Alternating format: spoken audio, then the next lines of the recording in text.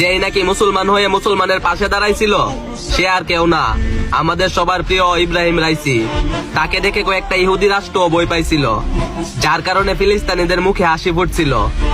আমি একটা খবরে শুনতে পেলাম সে নাকি হেলিকপ্টার দুর্ঘটনায় মারা গেল।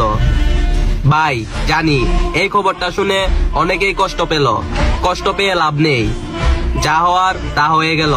এখন সবাই মন থেকে দোয়া করো তাকে যেন আল্লাহ জান্নাত নসিব করে। আর ভিডিওটা একজনের কাছে শেয়ার করো, দেখবো কয়টা ভাই আজকের ভিডিওতে আমিন বলে গেল।